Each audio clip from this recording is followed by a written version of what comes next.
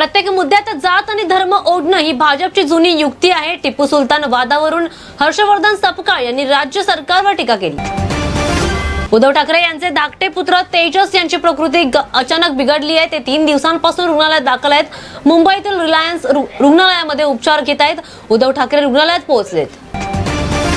टिपू सुलतानची शिवाजी महाराजांशी तुलना केल्यावर गोंधळ। महाराष्ट्रातील अहिल्यानगरमधील भाजप कार्यकर्त्यांनी काँग्रेस प्रदेशाध्यक्षांची जीभ कापल्याबद्दल 10 लाख रुपयांचं बक्षीस जाहीर केलंय, ज्यामुळे मोठा गोंधळ उडालाय।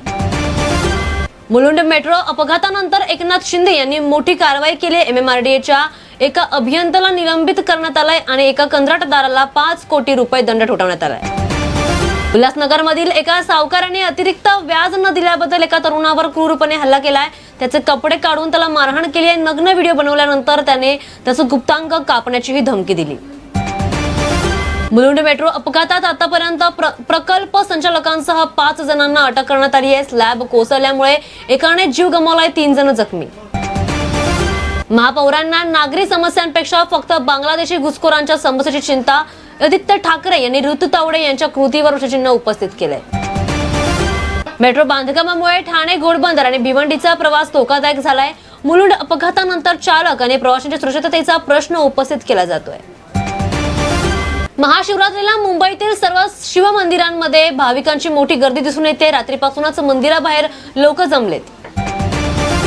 हा भारत आणि जय शाह यांच्यातील सामना नाही, तर भारत आणि पाकिस्तान मधील सामना आहे। संजय राऊत यांनी भारत विरुद्ध पाकिस्तान सामन्यावरून भाजपावर टीका केली आहे। त्यांनी म्हटलंय की जय शाह केवळ फायद्यासाठी देशाचा विश्वासघात करत आहेत।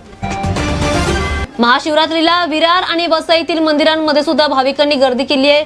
श्री शेषनाग लिंगा मंदिर आणि तुंगारेश्वर मंदिरामध्ये मध्यरात्रीपासूनच दर्शनासाठी 5 ते 6 किमी लांबीच्या रांगा लागल्यात।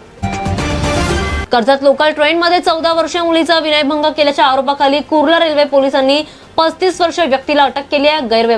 गैरवर्तनानंतर गुन्हा दाखल करण्यात आलाय। डोंबिवली पूर्वेतील रवी किरण सोसायटीच्या तळघरात आग लागली आहे। 29 दुचाकी जळून खाक झाल्यात, 5 जण जखमी। टिपू सुलतानच्या फोटोवरून मालेगावमध्ये वाद निर्माण झालाय। देवेंद्र फडणवीस यांनी हर्षवर्धन सपकाळ यांच्या इथं चुकीचं वर्णन केल्याचा आरोप करत त्यांना प्रत्युत्तर दिलंय। ठाण्यात सायबर फसवणुकीचा अनोखा प्रकार। बँक तपशील न सांगता पोलीस अधिकाऱ्याची फसवणूक, निष्काळजीपणासाठी बँकेविरुद्ध गुन्हा दाखल। वसई वासियांसाठी आनंदाची बातमी। नवघरमध्ये 100 खाटांचे अत्याधुनिक रुग्णालय बांधले जाणार। यासाठी 120 कोटी रुपयांचा नवीन प्रस्ताव तयार करण्यात आलाय। अजित पवार विमान अपघातात निधन झालेल्या शहीद विदीप जाधव यांच्या कुटुंबाला 1.40 कोटी रुपयांची मदत मिळाल्याची घोषणा आयुक्त देवेन भारती यांनी केली।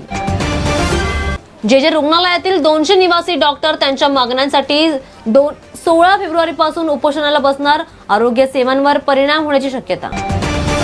नागपूरला 50 नवीन ई-बस मिळाल्या, तर पंतप्रधान मोदींनी त्यांचं व्हर्च्युअल उद्घाटन केलंय, ज्यामुळे जनतेला आता दिलासा मिळालाय।